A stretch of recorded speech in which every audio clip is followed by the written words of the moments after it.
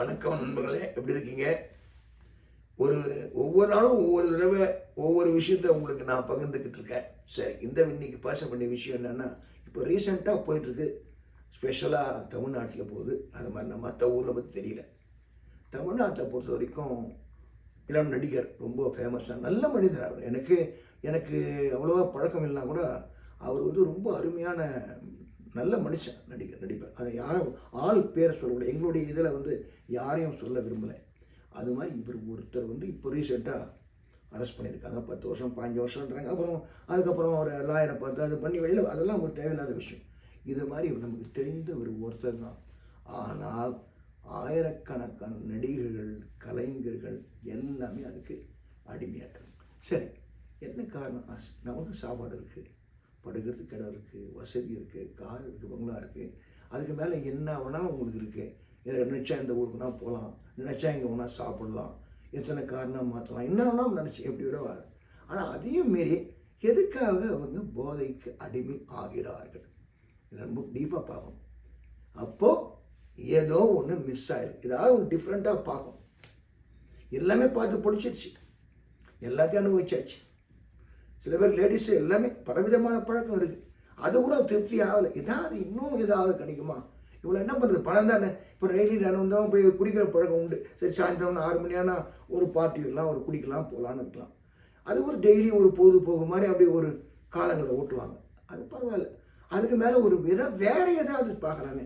Drugs போகிறோம். இந்த ஊரில் கூட நான் கேள்விப்பட்ட ஒரு விஷயம் கெமிக்கலை மிக்ஸ் பண்ணி ஒரு போதையில் ரொம்ப பேர் என்ன சொல்லுவாங்க, ரொம்ப ஓவராக ஏறணும், மூளையில் ஏறணுன்ட்டு அது பூச்சி கூர்ந்து கொல்ற மருந்து மாதிரி சில விஷயங்கள்லாம் கலந்து அது மூலிமா சாப்பிட்றவங்களும் இருக்காங்க.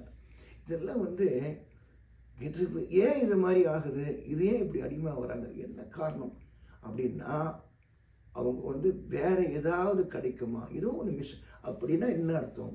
உள்ளுக்குள்ள ஒரு நிஜமான சந்தோஷமான ஒரு ஹாப்பி அவங்களால பார்க்க முடியல.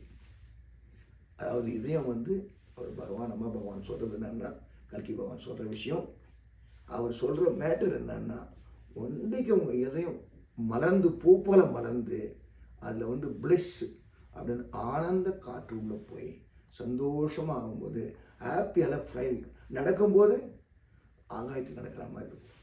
தூங்கும்போது அழகாக தூங்குவீங்க. சாப்பிடும்போது விரும்பி சாப்பிடுவீங்க. பார்க்கும்போது அருமையாக பார்ப்பீங்க.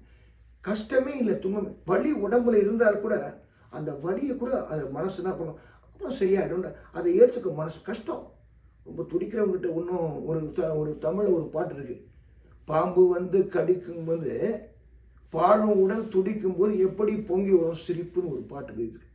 அவர் சொன்னது இவர் கண்ணதாசன் அதை மாற்றி சொல்லியிருக்கார், இந்த விஷயத்த சொல்லியிருக்கார். அது மாதிரி பிரச்சனை வரும்போது நம்ம ஹாப்பியாக ஆனந்தமாக இருக்க முடியாது. அதுக்கு தான் இந்த நம்ம அம்மா பகவான் என்ற பரஞ்சோதி கல்கி பகவான் மூலியமா நமக்கு அது வேண்டி அந்த மருந்து நமக்கு கொடுப்பாங்க. நமக்கு என்ன வேணுமோ அதை உதவி பண்ணுவாங்க. நம்ம ஒன்று செய்ய வேண்டியது, அவங்ககிட்ட என்னால் இதெல்லாம் ஒன்றும் முடியாது, தயவுசெய்து பண்ணுங்க அப்படின்னு அதுக்கு முதல்ல ஒரு ஸ்டெப் வச்சா அதுக்கப்புறம் 100 அடி அவங்க வைக்க முடியும். நன்றி.